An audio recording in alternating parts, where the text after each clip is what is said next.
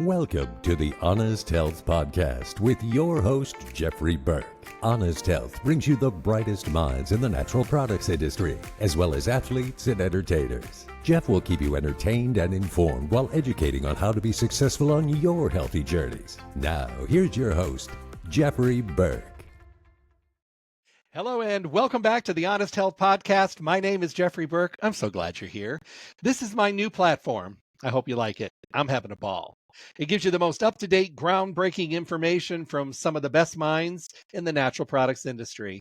Many of them are longtime friends and peers of mine. Some of them are new to me, and they're becoming longtime friends and peers, so I'm having a ball. And also, I'm also bringing you people from outside the industry. My philosophy is everybody has something to share, and everybody has a tidbit, a shortcut, a protocol that we could all benefit from. So I hope that you'll take the time to listen to all of my guests, because I think you're going to really like it. My guest today is Kelly Cappasola. We're going to be talking some fun things today. I got to tell you, I am so honored to have her here. She is a longtime veteran in the industry, pushing her 3-decade mark, and she's got amazing things to talk about. And we're going to talk about her radio show and her podcast. We're going to talk about her longevity in the field, and I think you're going to absolutely love it. Help me welcome my guest. Hey, Kelly. Hey, Dr. Burke. Great to have time with you today. I'm so grateful. This is really wonderful, and you've been doing this for a long time, and I was very blessed to do your radio show, and it was wonderful for me. I had a great experience, and I'm so glad that you said yes to coming on. This is big. This is the first one I've ever done. To all of my other friends who have podcasts and nationally syndicated radio show, I always say, look, you have a great show. You know, I'll support you in any way I want, but I have a face for radio. So this is my first on camera, and I am so blessed and honored to be invited and to be in your circle. You did such a good job, you know, all those years in Vegas with that radio show. I definitely followed everything that you did. And now Honest Health is going to help a lot of people out there. So it's pretty awesome. I appreciate that so much. You're so sweet. You know, when we're talking about our industry, you know, there's a lot of us out there. I call us the old dogs in the industry because we've been around and we've seen the metamorphosis of the industry.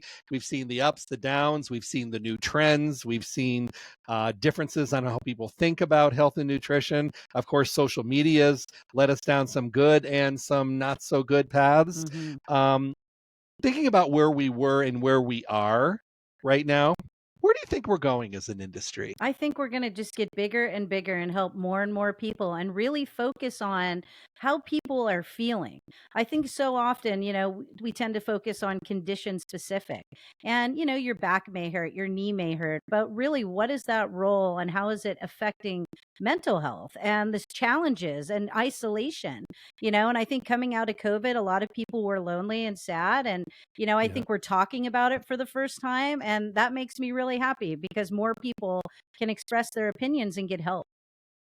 You know, when I first started, you know, I started in Los Angeles. It was like 1980-ish. And I was working with Dr. Earl Mindell, who wrote the Vitamin Bible. And that was one of the books we had because we didn't have Google or phones or computers or anything back then. So we all carried that little Vitamin Bible in our back pocket for quick reference. And, you know, it was interesting because it was a time where, you know, the stores were looked at differently, and, you know, there wasn't a lot of competition, and, you know, Great Earth was an amazing chain way back then, and there was like 180 stores, and I was all of a sudden just propelled to a very high management position, and I was like 20. Wow. You know, so I was very young. I didn't know what I was doing, but I went to a radio show with Dr. Mindell, and he handed me the microphone. He had to take a break, and I just never gave it back. and I've been loving to be able to do this because you got to think with my career, as with yours, you've been able to bring amazing minds and guests to your listeners. Yes. You've been able to introduce brand new lines, new technology, new delivery systems, new philosophies, as I did. I mean, I think I've probably launched like 200 lines over the years, and the way people think about things are different. You know, everything we thought back then, we have a new philosophy on it today, so it's ever changing. Absolutely. But I agree with you. I think the industry is going to continue to grow, and I think it's going to have to grow out of necessity. Yeah, I agree as well. And I I think about when I was a child, my mom always tried to provide healthy foods for us. My dad had the red physician's book that he would go and thumb through, not bad for a tile man, but he would find these health food stores and found the liquid acidophilus in the old Hmm. school, which didn't taste too good, but Yep. he knew that it was integral to add something into our life versus just a Flintstone vitamin. And then to Hmm. see all these decades later, the probiotic categories, the microbiome conversations, and everything that we're kind of, seeing and how intricately connected the systems are, the vagus nerve in the brain, dealing with our, digestive processes, or even the microbiome of the skin. It's just awesome. I just love to see how things have grown, because back then we were just talking about candida, and it was a lot more than just candida. Boy, is that the truth. Yep. And that was a big topic back then. Hmm. And the key things back then were things like wheatgrass and Yep. apple cider vinegar, and they all have their place today, don't get me Yeah. wrong, but those were the big things. And I remember when they were called acidophilus Yeah. capsules, and they Yeah. had to be refrigerated. Yep. I mean, who knew that 40 years later we would have shelf stable probiotics? Yeah. Which is I mean, I awesome. never would have ever thought of recommending one that wasn't in the refrigerator, and Right. and longer shelf lives, and blends and combinations. We didn't have blends when No. we first started. Yeah. You couldn't walk in and say, "Do you have an eye formula?" They would have looked at you like you had two heads. They said, "Well, we have beta carotene, and Yeah. we didn't even have lutein and zeaxanthin or astaxanthin back then." Nope. So it was. I love the way it's growing and grown, and I think it's amazing. I think that we have a lot more control over our health. We just have to want to change. We have to be secure in ourselves to realize that we may be heading down an unhealthy road. Yeah. And we have to be able to be responsible and take the responsibility that we haven't been doing it good and we need to make changes. Yeah. And we don't do change well. No, change is not ever well in our society. And the one thing I love is, you're a very science backed guy. You read the meta analysis, go to PubMed, you really inform yourself. And I like that now the raw materials are catching up with that science, because I think 20 years ago, people would be like, I don't take a vitamin. That's weird. I eat proper food. Right. But we Mhm. saw like how deficiencies in vitamins and minerals, or even some of the toxicity in our environment, had totally changed those decades of people's health and different things they were coming up against. So, if anything, like, my goal is to live to 100 years old. So, I'm going to do whatever I got to do that, and I'm glad there's been advancements to support that. And that's wonderful. And that is a great and very doable goal. Yeah. And but it's funny, because when I was first starting in the industry, we never talked to people about calcium till they were in their mid to late 60s or Mhm. 70s. We never used to talk to people hardly about digestive enzymes. We never talked about vitamin D. It was on the bottom shelf. It was almost taboo to talk about it Yep. because they thought it was toxic. Yep. But the thing is, now we have 20 and 30-year-olds with osteoporosis. We've got 20, 30, and 40-year-olds with cardiovascular disease and type 2 diabetes.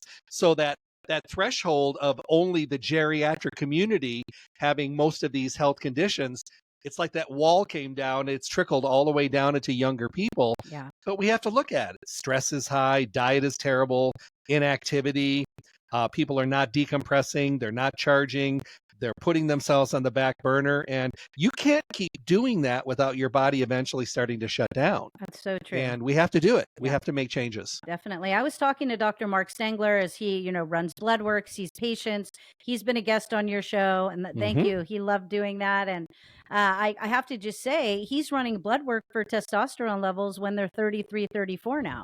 We're seeing colonoscopies at 38, 40 years old. We never saw that. You were 50, 60 if you were going to get a colonoscopy. But Yep. I think with all the changes in our environment and our world and the food, the food is not our friend in a lot of cases. I'm a foodie. I love food like most You, people. me both. I'm a good Italian, but at the end of the day, it's that 80-20. Yeah, the 80-20 balance. You know what I mean? You got to get in the good stuff, or at least find some type of a shortcut.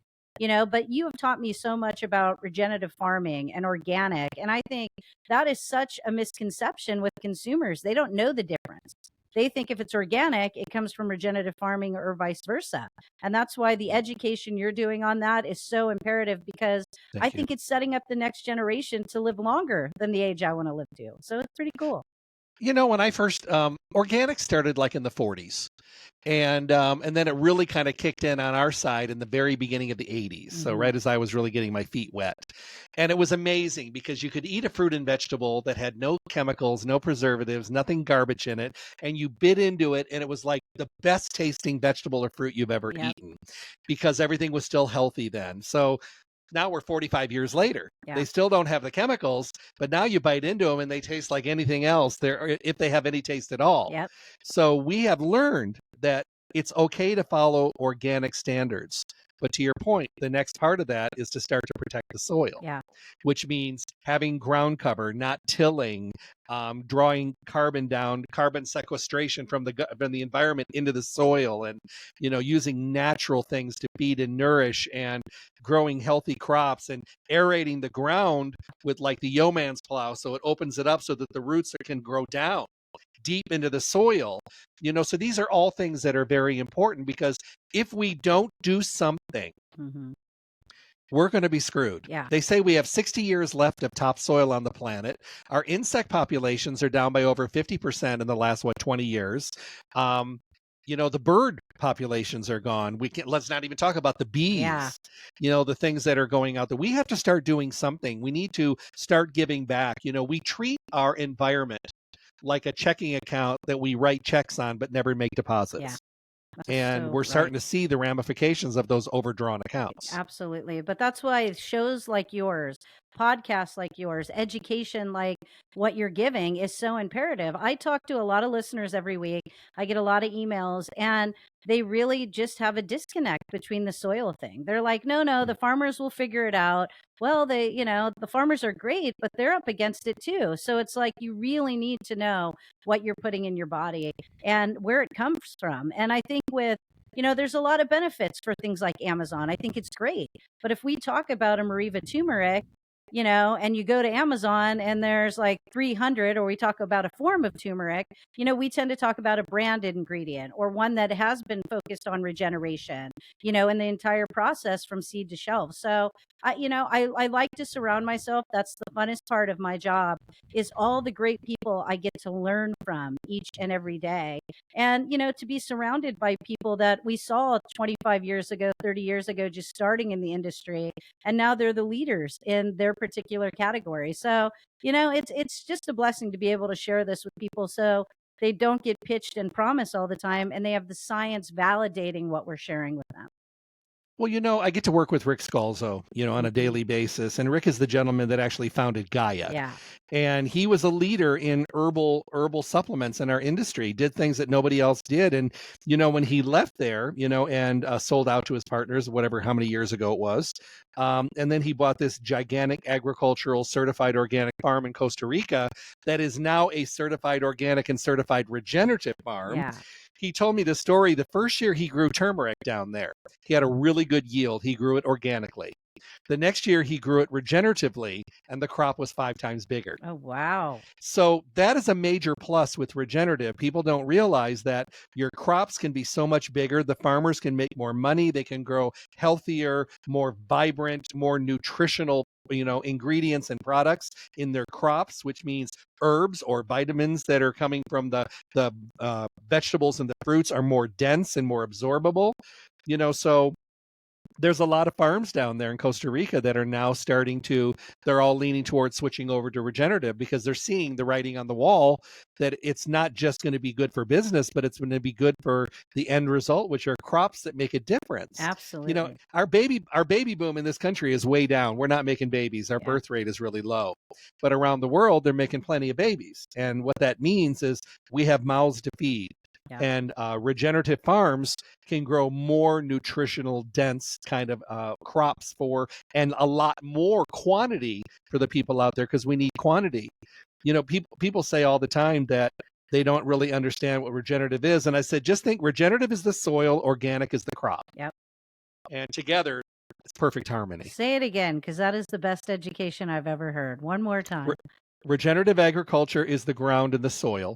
organic certified agriculture is the crop. Okay, I'm And going to together repeat they're that. harmonious. I'm going to repeat that on my show this weekend. So I just wanted, and I'm going to quote you. So don't worry about it. But at All the end of good. the day, that's how you have to simplify it. And Mm-hmm. not many people can simplify it in the way you just did, and that's where consumers get very confused and Yes. wonder, I don't know, maybe I'll just try this and see how I feel. It's like when they chronically go to a food that gives them digestive upset. Mm-hmm. Well, I have gout. I shouldn't be eating this. And then they eat it and then they have a flare up. It's like, we got to look at every step. It's not like I don't like to have fun and I eat cake and I like to do different things, but you got to do it in balance. If you're Mhm. giving the body proper nutrition and proper supplementation, it gives you that leg up that so many people who aren't doing those are ending up in horrible health predicaments, going into facilities younger, not being able to be on this earth with their family. And for me, like, I want to be on this earth as long as I can with my family and enjoy everything I possibly can without the threat of ailments or, pretty gnarly diseases that are hard to get out of. Well, it's funny. I interviewed Mark Samuel on here and just recently, and we were talking about his philosophy, and he's the 80-20 rule guy too. Yeah. And he goes, look, if you're good 80% of the time, the 20% of the time, have what you enjoy. Just watch your parameters of the amounts that you're doing. And I think that's so much easier than it's kind of like when, I open up my door in my upstairs studio and you can see out over my balcony I have a very high room in my living room. And every 20 minutes, I do the 20-20-20 rule, which is every 20 minutes for 20 seconds, I look at something 20 feet away. Yeah. And then when you look back at your computer, everything is clear again because you got your focus back because you're all glassy eyed from the screens. Right. So I do the same thing. I think 80-20 makes perfect sense because if anybody's doing anything 80% of the time, that's going to yield magnificent benefits. Definitely. And the 20%, that's your leeway, your fiddle faddle, percentage. So, I mean, I'm a big believer. So when you said 80-20, that's what I learned. And that's what I learned in the late 90s. Karen Masterson Cook, the founder of Aloe Life, she taught me that. And at that time in my life, I wasn't very healthy. I had always been a tennis player. My parents always had us active. We were eating good, but I had gluten intolerance. I had digestive issues that my family didn't know about. You didn't know to test for that, or different things. And there wasn't really tests to learn. And then, Karen and I started doing some shows together. She started educating me on that. And then I started to really apply it in my life. Because at the time I was young, I didn't want to be a radio host. It was never on my radar to do that. It was interesting how I found my way into this world. But once I started making some of the changes that were being recommended to me, it was crazy how I didn't feel bad. I wasn't starving all day because I was so busy with work and then ordering a pizza every night out of convenience or something along that line. You really start to invest in your own personal health bank, especially when you have things that happen, being diagnosed with an autoimmune condition like Hashimoto's or coming from a family who has a lot of autoimmune conditions, and I feel like Hashimoto's, I lucked out with getting that versus anybody of the other things that people in my family were dealing with. So, and then I figured out a way to be able to manage that and not have to go on very strong pharmaceuticals and maybe things I didn't want to go down, and I think there's a time and a place for both. I mean, if I get hit by a car and you bring me a bottle of ashwagandha, I'm going to be pretty mad, about that. Bring me something that will knock me out if I get hit by a car. But at the end of the day, I think there's always balance where people can still enjoy their life versus 15 years ago, you would tell somebody to make a dietary change. And essentially what would happen with that is they would immediately overeat. It's like when anybody's like, I'm going on a diet on Monday, the whole weekend you're pounding all this food because you think things are going to be taken away from you.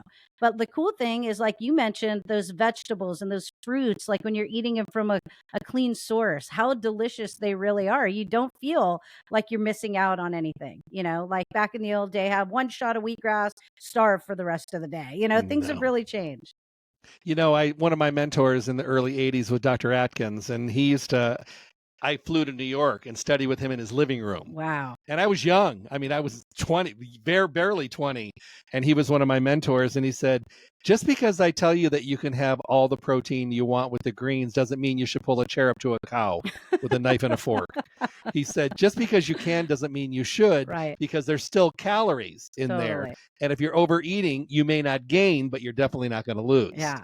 He for says, sure. because people, like he said, people are excessive. I'm going on a diet on Monday. Let's binge all weekend. Yep. Get this out of my system. It's like going to the airport, because I fly a lot. I Yeah. mean, I'm on the road all the time. And I see people in these little stores stocking up like they're never going to see food. Right. Like they're going to a deserted island for like the next 3 months. And they're buying bags and bags and bags. And I'm like, you're going to be there in like an hour. Yeah. or 2 hours. Or the worst scenario, East Coast, 5 hours. Yeah. I mean, it's 2 movies and a couple news programs, and you're there. You're there. And I'm like, and I just shake my head sometimes, and I'm just like, okay, Yeah. everything there has to be a finality with everything they do. They can't see that, there's a wonderful things to do that will still make you satisfied and feel good along the way. Not knowing that when you have the feel good, it's the motivating factor that keeps you going. Yep. Just we're so used to feeling so badly. Yeah. We feel so terrible all the time that we've learned to accept it as the norm. And we think to ourselves, this is the way it is. No, Yeah. it's not. You just have to make a change. Absolutely. And you need to step up to the plate and take responsibility, because no one's coming for you. Yep, that's true. And I think it's sad because a lot of people do get confused and think it's just a part of aging.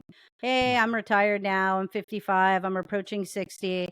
But they're not the ones complaining. It's the 30-year-olds. It's the 35-year-olds, especially who are having so much, physical pain, at the end of the day. And again, I'm glad you brought up the calcium sector. I have a nephew, he's mid-20s, and essentially he has been the milk drinker his entire life, and that's the verbiage of the olden days. We were getting different milk than we're getting now. Maybe there was some benefit, but things are a changing. And I think that people don't get the memo on that. So they just think, I'll just keep getting more and more, as much milk products as I can in. And unfortunately, we got more and more people dealing with osteoporosis, osteoarthritis, leaching of the bone, all kinds of stuff. Even for people who are dealing with thyroid, if you're on Synthroid, the number one side effect that you're going to get over time is calcium being leached from the bone. But unfortunately, a lot of these people aren't being told that. So they don't know to prior plan and to make sure that they're supplementing to kind of bridge the gap between those two things. I was at a lecture. I was on the East Coast and I had some time off, and there was a doctor lecturing, a nutritionally oriented doctor, and they were taking a question. And when this doctor said this, I actually stood up and applauded. Okay. And she said, you're taking a statin. You have to take coenzyme Q10 to put back in what you lose. You're taking a thyroid medication. They were doing Armor, but it's still a thyroid medication. Right. You need to take a digestive enzyme to make sure you're absorbing all the calcium from your food, and a calcium and a magnesium supplement as well to put back in, but things that get leached. And because, you're taking vitamin D, your absorption is terrible. It has to have K2. And she's making these suggestions. And I literally stood up and started clapping. And she said, what's that for? And I said, can we clone you? Yeah, totally. I said, this mentality is not out there. So when I see it, I think it needs to be applauded. Yeah. Because it's not out there. It's getting better. It is.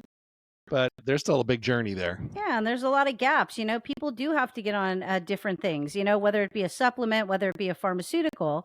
So at the end of the day, just trying to get people to understand, okay, this is how you re-inoculate different things. It's like hey, I got to be on antibiotics for 30 days. I'm not going to take probiotics during that stage because my doctor told me not to. That's when you need to take it the most. You need to just space it out. I think a lot of people get confused. When you take an antibiotic, it doesn't just go in there and kill the bad bugs. It kills all of the bugs. So it's time to reassimilate that army and kind of, get yourself ready. I was reading a research paper that said if somebody is taking a 30-day course of antibiotics, which is many people in our world do, it could take up to 6 months if you're not preparing yourself properly to get the gut back up to, a proper level of how it can defend ourselves and, make sure that we're keeping those bad bugs out. But if you ask the common doctor, no, wait till you're done with the antibiotics, then take the probiotic. What do you think about that?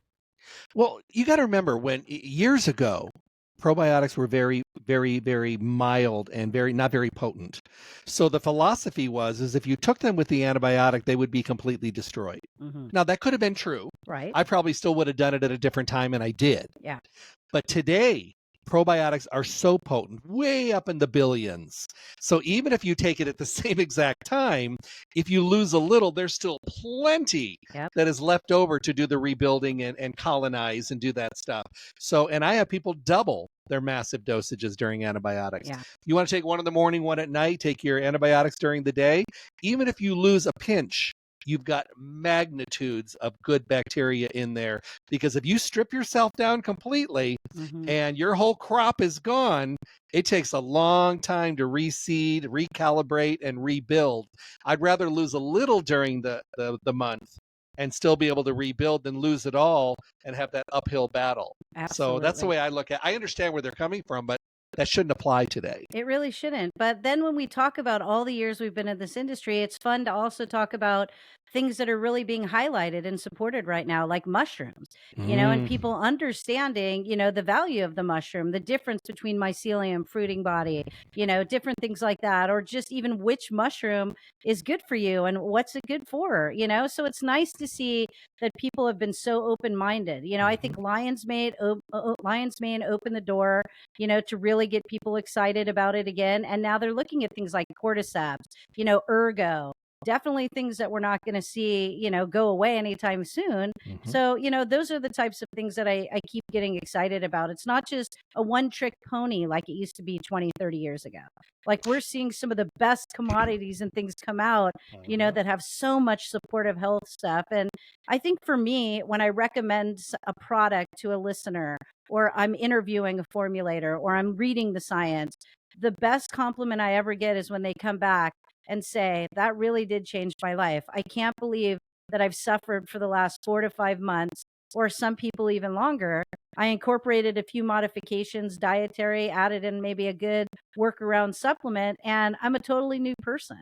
I mean, that's what keeps me showing up every Friday for 28 years. It's funny, when I first started radio, it was local. And then we finally started doing streaming 20 years later. And so there were people that could click on a link and hear you anywhere in the world. And I'd start getting letters from Poland and Brazil and all these places where people were tuning in, where they may not have even had the availability to buy what we were talking about, but at least they were learning. Yes. And now today, with podcasts, people can listen any place, anytime, anywhere. And I think it's fantastic because, I get emails and I'll get texts because, of course, my phone numbers are out there all the time. So they text me as well. But it's nice to get the feedback and to get this changed my life. Yeah. I am like I was years ago. I never thought I could go back, and I just totally accepted that I was going to be that other way for forever, for the longest time. And, I feel like myself again. There's nothing better. I'm tired. Yeah, I'm telling you, there's nothing better. And then to be on as long as we have and have generational listeners. Hey, when I was a kid, my mom would be driving around on a Saturday in San Diego. We'd listen to your show. Now I'm 25 years old. I'm having, fertility issues. I've been listening to your show. It's like stuff like that. It makes us know that what we're doing, because let me tell you, you don't get rich in radio. You're never going to get rich in radio. You know what I mean? But you do it, maybe on podcasts, but not on radio. But in today's world, it just seems like people are being pitched and promised 24/7, about the silver bullet and everything they need to kind of do in their day to be a different person the next day. And it doesn't exist. If somebody tells you in one dose, you're going to feel a totally different person, it's not true. It's taken you it's taken you a while to get into this health predicament. It's going to take you a little while to get out, but it's just interesting. I'm grateful for the years that I've been able to be on the radio and to help so many people.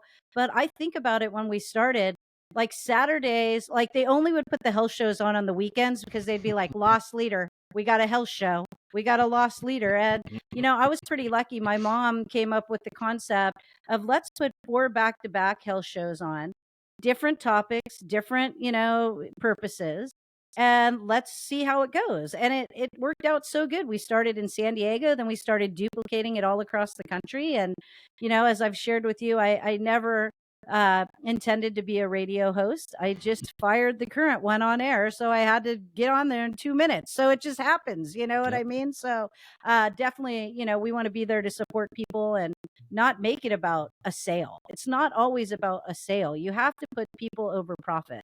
And good companies like Kokora and a handful of other ones that I deal with, they are doing that because they're building something for generations to come. And it's not about just, you know, getting a quick sale and being like, oh, yeah, now we can sell this company. It's about building generational, you know, help and support for your kids, for your grandkids, you know, to ensure that they're going to have the ability to get really good foods. If this topsoil, you know, depletes, what are our options then? You know, and it's scary. You know, we've learned a lot, and we're continually, you know, continuing to learn, you know, and you know, we have to get people out of their comfort zones. People are like, well, I like this is my comfort zone. And I Yeah. said, you know what a comfort zone is? A comfort zone is a place that's familiar. Hmm. It's like your rear end fitting into that dent in the couch, so your arm lays to hold onto the remote at the perfect angle.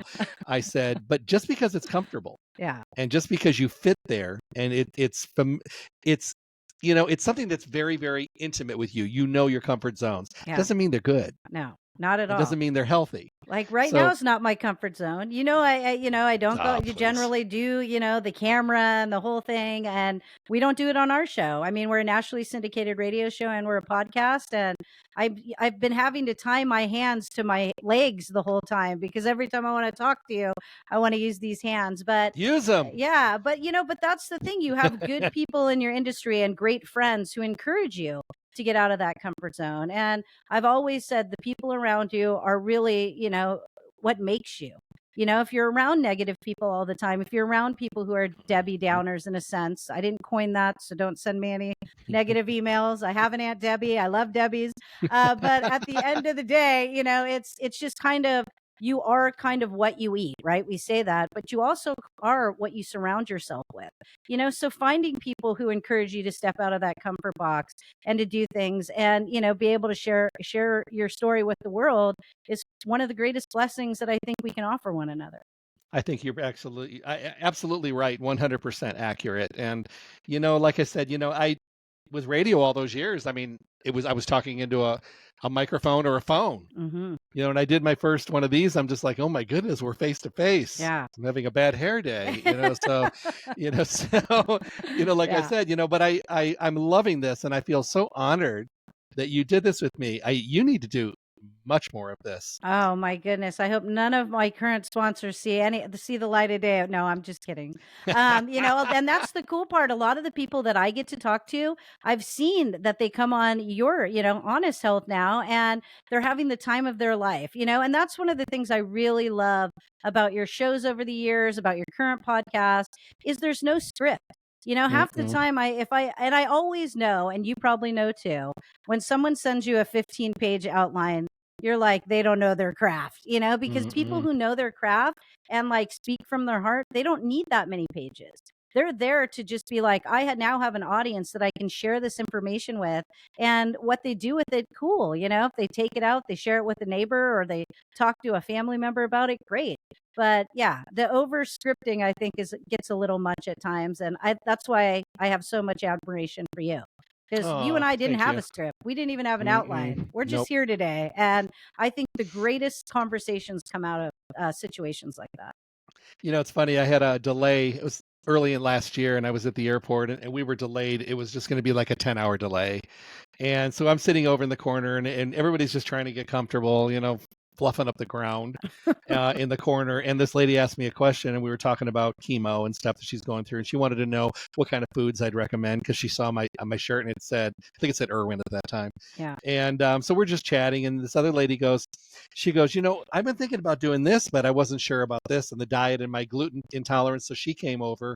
So about an hour later, I had about 50 people. They were all just sitting on the ground, and we were asking because we were trying to get rid of the time. Yeah. You know, but it was fun. It was fun. No script, no nothing, just fire questions. And, you know, I had people that were writing things down, and I'm just like, oh my goodness, this is who I am. I mean, this is what I love to do. And, you know, sometimes people will hear something. I don't know if this ever happened to you, but I used to do a radio show, and I would be doing a whole hour on one topic. but then I would make one statement that was like half a sentence. Mm-hmm. And then I would be at the store and they would come in and that's what they heard. That little half a line. And I'm like, I Yeah. didn't talk about that. And they Yeah. go, yeah, you did. You mentioned. I'm just like, wow. Yeah. That's what you heard in a whole hour. Yeah. That's what they heard. It's Because I mean, crazy. I started with the Saturdays at the very beginning. Yeah. And then I went to every day. And then I went to twice a day. And then I did 3 shows a day. Wow. And, you know, and then I was doing weekend shows at all. And then sometimes I was guesting on the evening shows. And we Jeez. didn't have home studios like we do now. No, I mean, I had to drive to the radio station 3-4 times a day. I believe You know, it. so but today it's amazing. I had ISDN lines for a while. Oh my gosh, I'm having like total flashbacks. And that ISDN line was never solid. And it was Never. the most expensive bill you paid every month in your household. You know what I mean? And I And went I to was the the only studio. person I think in Vegas that had an ISDN line. I know. You So should they have had rented nobody it. to service it. It took weeks to get it up. So I was back on the phone again. And then finally, you know, we're able to do these things we're doing now. And I mean, I'm just so blessed. I mean, I've never worked a day in my life. I love You know, that. I just love to do this. And, you know, I was supposed to be a doctor. I was accepted to go to the doctor. I had scholarships to be a doctor. And I just decided that, you know, my grandmother used to pick dandelions and make dandelion tea. My grandmother was probably one of the first persons I know to do bone broth. Oh, I swear to wow. God, she had a pot on her stove for like 30 years. And all she kept doing was adding onions and garlic and chicken to it. Oh my gosh. And it was her thing. You went to her house, you got a cup of that. And it was probably delicious. But you drank it because it was a respect thing with Yeah. her. Yeah. She was Polish and Ukrainian, and she's like, you drink. I don't want any. No, you drink. So you drank it. Yeah. But, you know, she taught me about poultices and taught me about, we used to pick mushrooms and asparagus, and she had leaves from trees that she would use for wounds and poison. I learned so much. Yes. And you know what? It was meant to be. It really was. And I'm grateful because you have helped so many people, you know, and that's Thank what you. it comes down to. You know, it's like, are we doing our best to help others?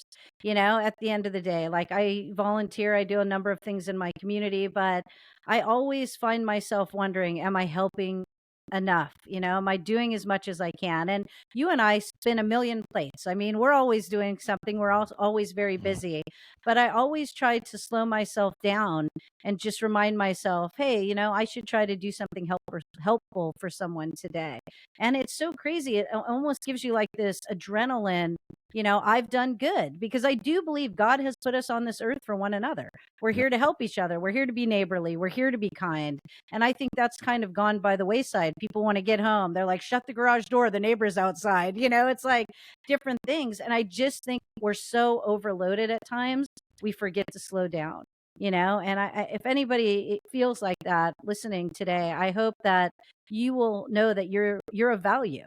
You know, you matter too. I know when we're stuck in the thick of things and we have a sick family member or we have other things going on, young kids, take time for yourself, because if you don't recharge yourself, all of those people are going to have a lot harder journey without the support of you, you know? I was going to ask you for your thought of the day, but I think you just gave it. Well, there it And is. I think it was beautiful. Would you share your radio show and how people tune in, how they find you? Sure, absolutely. We are heard on all the podcast platforms across the country. Forever Young Radio Show is the name of it. We're heard on Sirius XM 131. We're actually the longest running show on that network. So that's such a Wow. gift. They have helped us be syndicated over the years. And then we're heard on traditional radio markets all throughout the country. We're picked up by affiliates, feed it to an XDS satellite. So I think the best place for people to go is to go to foreveryoungradio.com, and you can listen to over 600 podcast episodes from A to Z. We have articles. You can connect with us if you have any questions. I think they should definitely go listen to the episode that you and I did together. I'll put that front and center on the weekly highlight page so people can find it very easily. That was fun. But it was so fun, you know, and that's what life's about, is having some fun. You know what I mean? We get so, oh gosh, I got to do this podcast. Is my hair all messed up? What's going on? No, just show up, be yourself, do your best, and, you know, make some of the changes and recommendations that are being offered on this program and many others out there, because it's amazing to watch somebody completely change their life and find their joy again. It's very, very, you know, heartwarming to see something like that. Well, to me, it's just I want people to be able to live their best life. Yeah. You know what? And make those changes. And it means prioritizing yourself. Yeah. And a lot of people don't prioritize themselves. They haven't for a long time. And I've had people that I known that I've worked with, and all of a sudden I see them 3 months later, and they look like they did 30 years ago. Yeah. I'm just like, oh, and they're just like, I can't believe this. Yeah. And I said, what part is the hard part to believe? She goes, number one, that I was accepting it. Yeah. And that I'd given in and thrown in the towel. I never thought I could feel good again. And anybody that I asked kept giving me the wrong information. I said, well, you're asking the wrong people. Yeah. And I think that and to your point, people do run in the house at night and close the door and close the windows and close the drapes because they're just peopled out. Yeah. I'm one of those weird ones that if I'm walking with my friends, they're like, must you talk to everyone? And I'm like, the same. I can't help it. Yeah, that's who I am. Like if But, we're in an elevator together, we talking. I don't care if we're going 1 floor or 50. Like, we have been placed in each other's life. I am going to acknowledge you. I am going to say hello. And my family feels the same way. They're like, why do you talk to everybody? And I'm like, that's what life's about. Yep. Connection, meeting new people. Yep, Nothing is random in my opinion. I've been on a 6-hour flight somewhere, and I'm sitting next to somebody who all of a sudden starts talking to me, and they're, in the health industry. And then all of a sudden your 5-hour flight is over in like 20 minutes because you're just, jabbing on about, what's going on in our industry and stuff like that. So I always find myself saying hello to somebody. It's funny is I saw this commercial the other day, and the lady comes to the house and says to her husband, she goes, we have to move. And he goes, why? And she goes, the neighbor said hello. Oh, gosh. And I'm like, oh, my Lord. But I want you to know from the bottom of my heart, thank you for being here today. Here's my question. Will you come back and see me again? I will come back anytime you ask. As long as we're under the agreement, will you come back to see me again? Absolutely. Anytime. All right, done deal. I am so grateful for the opportunity today and to be able to add this to my punch list of things I needed to check out in life and, my wish list, and just the support that you've always given to not only me, but other people in the industry. I mean, Thank you are you. somebody who's always willing to go that extra mile to educate, and it's not always easy. And so know that, in my opinion, everything you've done has been so important in the last couple of decades. So you're so sweet. Thank you so much. I want to thank everybody today. I hope you enjoy this because I'm just tickled. This was wonderful.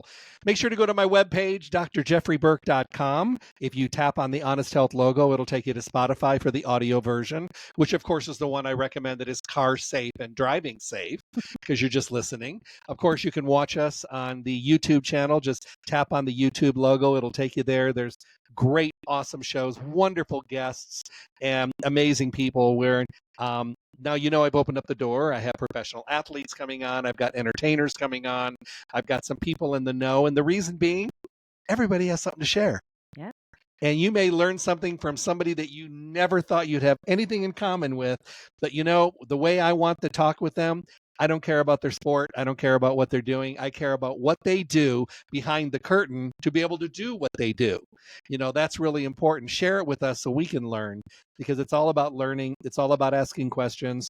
Make sure to visit your local health food stores. They are a lifeline.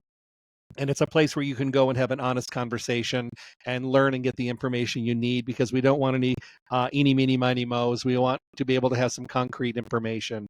So we thank you for being here today. Kelly, thank you so much. Thank you so much. Appreciate you. Have a wonderful day, everyone. Be well, and God bless. Stay tuned for more information from the Honest Health Podcast with Jeffrey Burke. And make sure to check back often for interviews and conversations from the guests we all want to hear from. I'm John the Announcer. Thanks for listening.